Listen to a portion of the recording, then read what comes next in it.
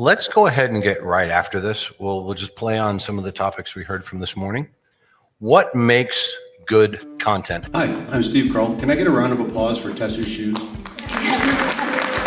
I am the co-founder and CEO, as Tessa mentioned, of Be Found Online, a boutique digital marketing agency in Chicago. We are experts in paid media, SEO, and analytics. I would say be willing to break the rules. Shouting the loudest in a sea of sameness gets you nowhere. Don't know who you are. Audiences, personas, all these characteristics, demographics, psychographics, all this stuff are stored in cookies in your browser. Ding, ding, ding, ding, ding, ding, ding, ding. If you don't have a consent banner, add one. If you have a crappy consent banner, fix it. And I don't mean to call your consent banners crappy, but if it's an accept only and I can't configure it, that's a crappy consent banner. If everybody in industry is writing the same content over and over and over again about the same products and same services, well, all you're doing is trying to compete against them for what is a smaller and smaller piece of the pie.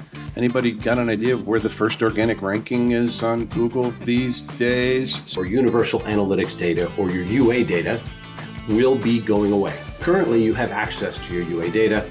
You can pull reports, you can do some stuff. That access and all of your UA data will go away on July 1st. This is a interesting little timeline. Everybody who thinks, okay, Google made the announcement. Apple actually fired the first shots about data privacy. They said, you know what? I'm going to go mess with Google a little bit. If I sit down with you and you tell me that in 3 months I want to be number one and I need to make $3 million, I'm going to call you crazy and thank you for the time and I'm going to walk away. Think about where your audience is, where they're hanging out online. Think about your content in different formats. Is it video? Is it audio? Is it infographics? What else can you do to engage your audience on their terms and where they happen to live or just hang out online? In 1 minute or less, to each of the panelists, what is your take on what a successful SEO campaign looks like? I'm going to throw down and say communication strategy. That's my Bugs Bunny reference for the day. But the idea of communication is, who are you doing this work for?